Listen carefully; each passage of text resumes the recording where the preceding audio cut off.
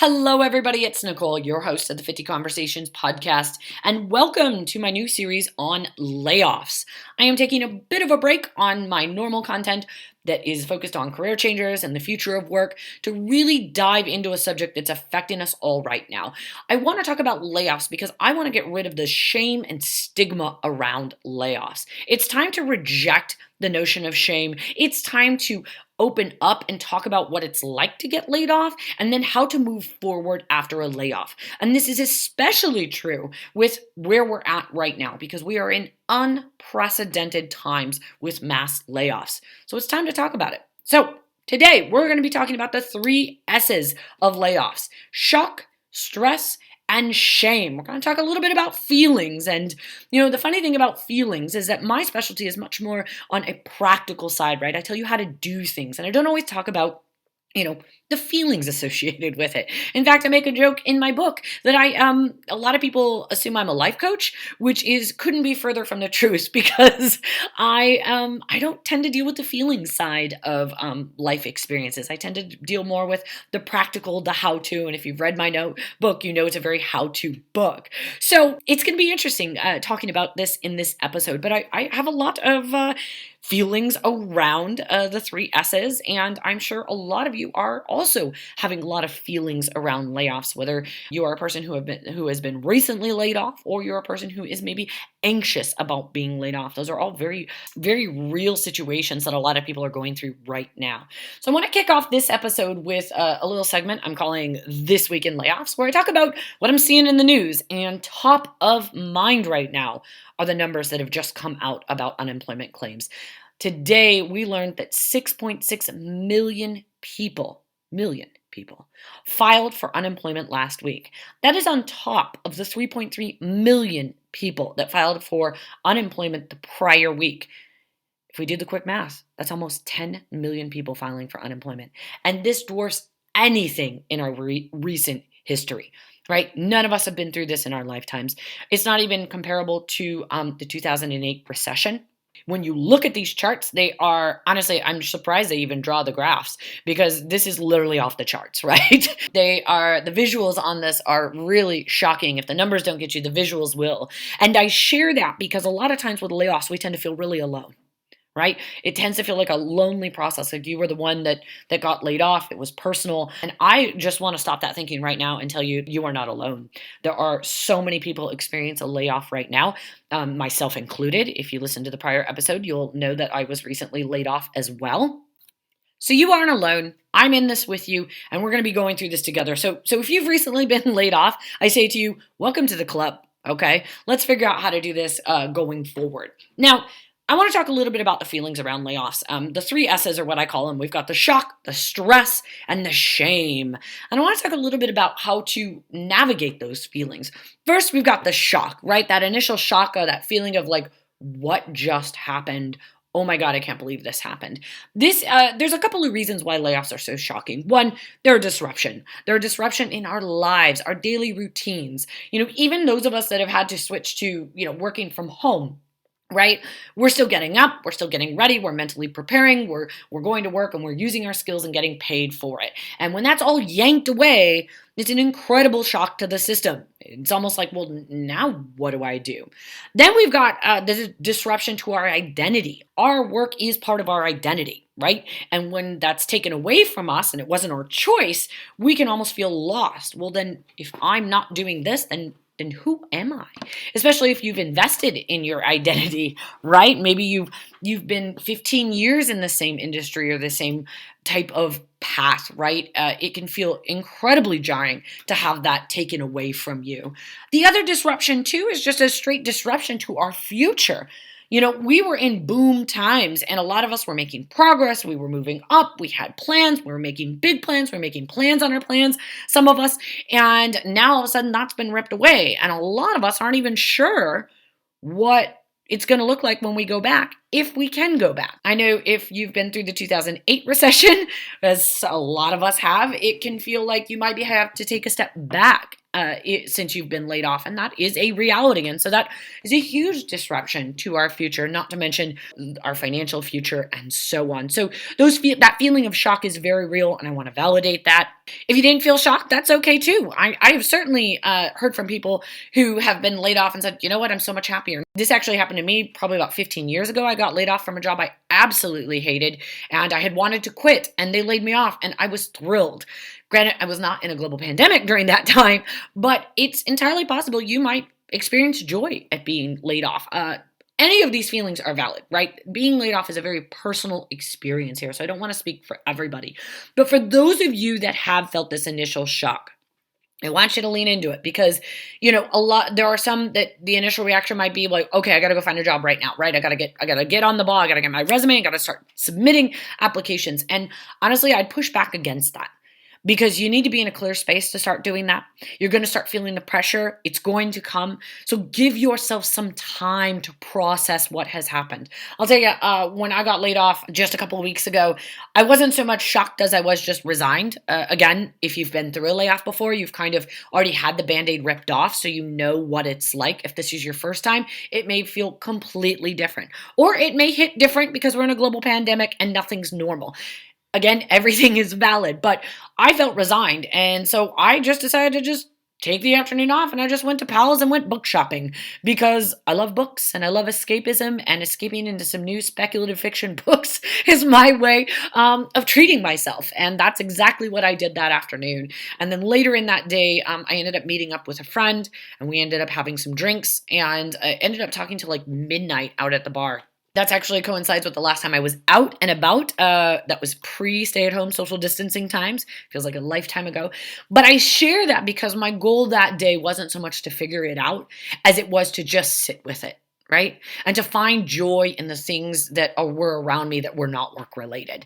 And the way that I find joy in, my family, walking, books, and a good conversation with friends. And, I talked to my friend, and we were able to talk about my layoff and talk about how it all went down and make jokes. And, she was great. And I really felt a lot better after that. And that's what I mean by leaning into the shock. I want you to find something that gives you comfort. I want you to find something that brings you joy. I want you to give yourself the space to process it. Whatever processing looks like to you. If you're the type of person who, wants to talk it out, by all means, find that friend that is a really good listener. Or if you're a person that wants to be distracted and not think about it, then go watch a bunch of, comedy on Netflix, or call somebody, that'll tell you all their problems so you can ignore yours, right? Find something that's going to help you process this shock. And, it doesn't have to be just the first day. You can take a week. It's entirely up to you. What I want is for you to claim that space. Because what's going to start to happen is the people around you, probably your family, maybe your friends, are going to start asking, well, what are you going to do? And that's because people like to have a plan. They like to feel secure in knowing that you have a plan, right? People worry about you, or maybe you might be the breadwinner in the family. I can tell you that a lot of people will ask you, well, what next? What are you going to do? What are you going to do? And the truth is, we don't always know. And it's certainly in times of mass unemployment right now, and companies cutting more of their workforces, pausing on hiring, it's unclear what the plan is going to be. Now, in future episodes coming up, I'm going to give you tools and a path forward. But for right now, claiming your space and be able to say, hey, you know what? I'm not sure what I'm going to do, but I'm going to figure it out. That's what you need to tell people. That should ease your feelings about it, maybe ease the feelings of the other people around you. Nobody has this figured out right away, and you don't have to figure it out the day or the day after you get laid off. So I just want to give that to you in terms of dealing with the shock of it, and really being able to claim your own space. The next S that I want to talk about, stress. Oh my God, yes. Layoffs are stressful. That full stop. That's all there is to it, right? That disruption, that shock to your finances, that's going to cause a lot of stress. On top of it, if you get your health benefits from your employer and you no longer have health benefits, that's going to be stressful. So I'm saying this mostly to validate it and to say in this stage right here, when you're feeling that stress, there's a couple of things you can do. One, write down what your stresses are because it's really easy to feel completely buried by all of the things that are stressful. I want you to name those stresses and write them down. That way, you know what they are and they're not just hiding in your head, zooming around all the time. Next thing I want you to do, I want you to start looking for resources. There are incredible resources that are coming out right now that are telling people how to access unemployment, how to file for unemployment, what your options are if you are a freelancer. I know I just saw a list of resources for freelancers, and I'll share them in the show notes. Know where some of the jobs are at, right? There are huge lists that are being shared of jobs that are still opened. Every day, LinkedIn has a section that says who's hiring right now. Okay, so it's a list of employers that are actually hiring. So if you're the type of person that's like, no, I need a job now, I have bills to pay, rent is coming due, start looking at those lists. That's at least going to give you some idea of what is out there. I know I just said claim your space. Yes, claim your space. But if you've got, this added stress, it helps to know there are things out there, there are resources, and that once it's time to put a plan in motion, you're going to have resources available to you. That's another way to deal with the stress. This stress is normal. There's no other way around it. You're going to feel it. And my advice to you is to name it and then also to know your resources. So sometimes it can help even just to write down if you have financial stress, just start writing down what your bills are. So that way you know actually what's coming due and what's not. And maybe you might find it's not as bad. Maybe you might find it's actually as bad as what you thought. That's also very likely too. But at least you're seeing it. And that's actually one of the steps you can take to making a new budget for yourself in times of hardship. So that's also a good exercise. Again, it's getting it out of your head, getting it on paper so you really know what you're working with and what the situation is. Because when it's all in your head, it's a recipe for becoming very overwhelmed very fast. So there's a couple of ways to deal with stress. The other way to deal with stress, get out, move your body, talk to people you love, things like that, the things that are healthy. We all know what those healthy things are and what they aren't. So I recommend finding healthier ways to deal with the stress of layoffs. Next, and lastly, I want to talk about shame. Now, traditional attitudes around layoffs were that people should feel bad about them. These are rooted in the idea that we were all in kind of this lifetime career. So if you got laid off from your job, it's like you blew it, right? These are outdated notions. This is an old school way of thinking about your career. There is no shame around getting laid off. Okay? I'm going to say that again. There is no shame in getting laid off, especially now. But I'll argue that going back to 2008, when we saw mass layoffs of our friends and families, we got rid of the shame then, right? Because it's very apparent that our careers are no longer lifetime careers, our jobs, are no longer guaranteed. Employers are no longer valuing employee loyalty and so on. I wrote about this in my book. This idea of feeling shame around being laid off needs to go, right? I reject it straight out, and I will encourage you to reject it, especially in this time. We are in a global pandemic. We are in unprecedented times. Businesses are failing. Okay. And they can't keep workers. And it sucks, but that's the reality. And it's happening all around us. Things are not normal right now. So there is no shame in being laid off. This is not your fault. It's your company's fault. Okay. It's funny that people tend to blame themselves for being laid off when in fact it's the company's fault. They couldn't find a way to keep you. Okay. And, I know a lot of small businesses, they are certainly in a position where they're running on thin margins, but these larger corporations and these startups that were flush with money, right? They're making decisions in their own interests. So when we think about layoffs, this is not personal. It's a business decision. The company you work for made that decision. Right? It's not your fault. The decision lies with them. So the shame shouldn't be yours, right? That's how I think about layoffs. And that's why I want to encourage you to reject the shame of layoffs. If you are feeling it, it's normal. Let me tell you, it's internalized, right? Kind of inherited that mentality of feeling shame over layoffs, but I want you to fiercely reject it and working on it. And instead of feeling shame, I want you to seek solidarity. Solidarity with everybody else who is currently being laid off. We are in this together. We are in the same club. And I want you to seek out people who have recently been laid off to find that solidarity. I'm seeing communities pop up all over over the place. And you know what we're all talking about? Jobs, uncertainty, lack of work, things like that. And I want you to find those communities online. Find them online, seek them out, and then find out what support is available, find out what they're talking about, and then find people who have also been in your situation. It's going to make you feel better. You're going to build solidarity. And then I'm going to also encourage you to post about your layoff on LinkedIn. And that can almost sound, contradictory, right? Why would we tell our employers that we no longer have a job? Now we're going to seem desperate. No, again, we are in new times. I have seen multiple people on LinkedIn post about getting laid off. In fact, I saw a software engineer post about being laid off. That person received over 15,000 likes on her LinkedIn profile. And she wrote a follow-up post to it saying essentially like, wow, I had no idea people would respond like that and reach out to me. And so when we talk about solidarity, part of finding solidarity is being open about your situation, right?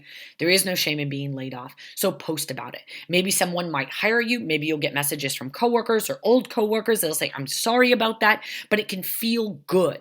Okay. I posted the other day on LinkedIn about getting laid off, and I had people post on my post that they'd recently been laid off. And again, finding solidarity in that. So the message here is I want you to reject shame and instead find solidarity. So there's your 3 S's. This is unprecedented times. Gosh, I think I've said that a lot. If you are playing a drinking game to this, you're probably going to be drunk by now. Right? But maybe I should make that. No, I'm not going to make that. Let's talk about some resources. I am going to leave you with some homework and a couple of resources. One, your homework this week, if you have recently been laid off, I want you to write down all of the things that you were good at your job, right? Good at. What did you just kill it at? What were the things that you were like, oh my God, I am so good at this. Nobody can do it this good. I say that because it feels good to own those things, right? Own it and write it down, because over the course of a layoff and as time goes on, confidence is hard to come by. And when you write down the things that you are good at and you see them in front of you, you can be reminded of those things and find confidence in that. Your ability to do things well does not go away during a layoff. Okay. Even if you're not using those skills, you're not going to, suddenly lose your ability to do them. If you've always been good at building relationship with people, you're not going to suddenly lose that ability while you're laid off. And so it's really important to make that list now while it's fresh in your mind. And I want you to write down everything that you are good at. Okay. If there was anything that somebody complimented you on, if someone gave you feedback and was like, you are the best at that, write that down. And if possible, if you have that email, save that email, because you never know, that might be something you need in the future. The second thing that I want you to do is write down 1 to 3 people who you got along with, you did great work with, that can vouch for you in the future, because you never know. You might need a reference in the future. You might need to contact them for something in the future to learn about where they're at if they get into a new job, and so on. It helps now to know who those people are, and so that way later when you're further down the road, you can think, oh, who was it at that company that was really my champion? Okay? Because you never know, that they may come in handy later. So that's what you're doing this week. Write down all of the things, and I do mean all of them, that you just killed it at in your job. And then write down 1 to 3 people who can be references or who were your champions in your job before you got laid off. Okay. That's your homework. I'm going to be posting some resources in the show notes here. They are some job lists that I found recently on who's hiring. I'm also going to be sharing some other resources about how to access resources for freelancers. I'm also going to be sharing some articles related to layoffs that I hope will make you feel a little bit less alone, and hopefully this podcast did too. For those of you who are interested in sharing your layoff story, I am going to be releasing a follow-up episode where I give you our contact info, and I want you to call and share your layoff story. I am going to be collecting these stories and playing a few of them in upcoming episodes. And as always, you can contact the show at hello@50conversations.com. That's 50, the number 50conversations.com. Feel free to send me a note, say hello, tell me your story. I might read it. We'll see. I've gotten a couple notes this week and they've all been lovely, and I'm in the process of returning all of them. So Good luck, everybody out there.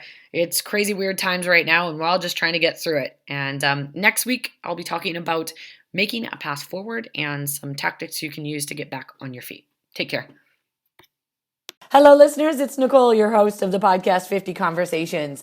This is just a quick announcement to let you know that my book is officially out.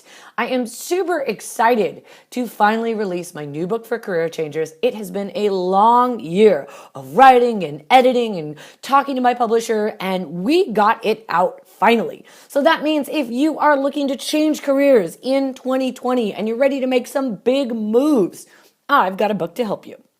The book is called Punch Doubt in the Face, How to Upskill, Change Careers, and Beat the Robots. And I'll tell you, this is a book that's unlike any other career advice book out there. So if you're curious, you can get the book either in print or ebook form on Amazon, or you can get it anywhere else that online books are sold at places like Barnes & Noble's, Books A Million, and so on. So if you're looking for the non-Amazon route, you've got options there as well. Check it out. Punch Doubt in the Face, How to Upskill, Change Careers, and Beat the Robots.